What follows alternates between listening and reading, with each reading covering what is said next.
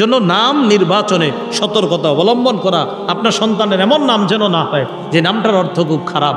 আবার আনকমন খুঁজতে গিয়ে এমন নাম আপনি চয়ন করেন না যেটার অর্থ ভয়ঙ্করতম হয়ে যায়। আল্লাহ আমাদের সকলকে সতর্কতা অবলম্বন করার তৌফিক দান করেন। তাহলে কি শিখলাম? নামটা রাখা, সুন্দর নাম রাখা।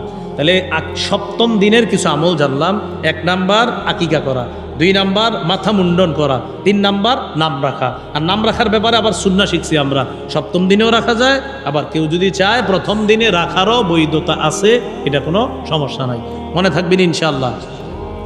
6 নাম্বার তালিমুত তাওহীদ, সন্তানকে তাওহীদ শিক্ষা দিবেন। বলেন কি শিক্ষা দিবেন? আল্লাহর একত্ববাদ। আস্তে আস্তে বড় হলো, কথাবার্তা কিছু শিখতেছে। তো বাচ্চাদের একটা অভ্যাস কি জানেন? ওদের সামনে বলার চেয়ে করবেন বেশি, বলার চেয়ে করবেন বেশি। বললেন না এটা বলো, এটা না করে করবেন, আমল করবেন বেশি। যেমন ঘরে নফল নামাজ পড়বেন, দেখবেন আপনার বাচ্চাটা ছেলে যদি হয়, দেখবেন আপনারই বাচ্চা যখন নফল পড়েন, ও একদিন দেখবেন টুপি মাথায় আছে, ওর শরীরে কাপড় নাই, আপনার পাশে দাঁড়ায় থাকবে। শরীরে কিন্তু হজরতের কাপড় নাই, আপনার পাশে এসে দাঁড়ায় আছে, ওই দিক চাইব ওই দিক চাইব, ওই যে আপনারে দেখে বারবার দাঁড়ান। তো এই জন্য কি বুঝলাম? বাচ্চারা আমলটারে বেশি নেয় কথার চেয়ে। ওরা যদি বলেন করো, করবে না। ওরা যদি বলেন খাও, খাবে না। মানে ওরা খালি উল্টা গতিতে চলে। আপনি কিন্তু আমল যখন দেখাবেন, আল্লাহ আকবার, ওর সামনে নামাজ পড়বেন, কিছু বললেন না।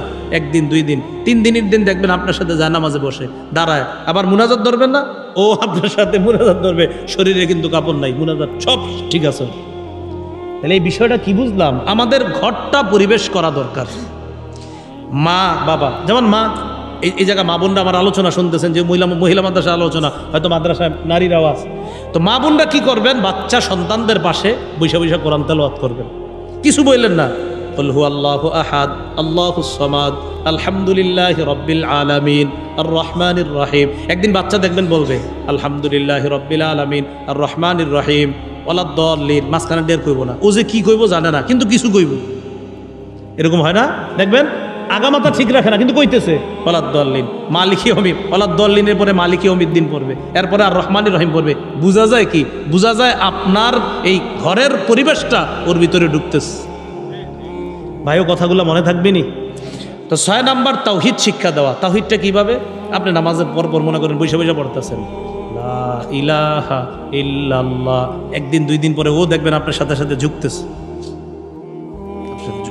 এই বাচ্চারা হলো এইগুলা নেয় বেশি।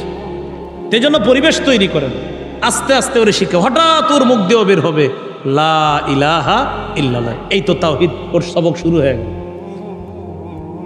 তো 6 নাম্বার তাওহীদ শিক্ষা দেওয়া, আল্লাহর একত্ববাদ শিক্ষা দেওয়া। 7 নাম্বার তালিমুল কোরআন, সন্তানকে কোরআন শিখানো। বলেন কি শিখানো?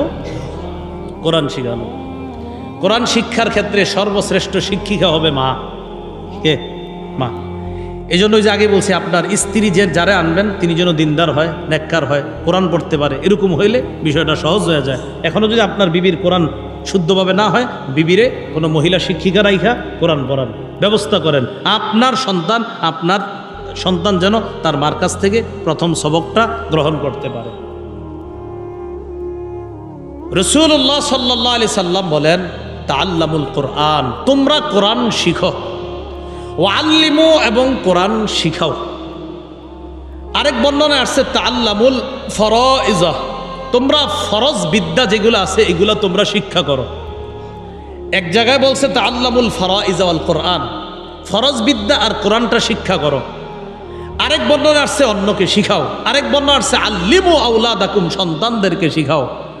ফাইন্নি মাকবুজ, আমি নবী চিরদিন থাকবো না, তোমাদের দায়িত্ব তোমরা এই শিক্ষাটা দিবা সন্তানকে।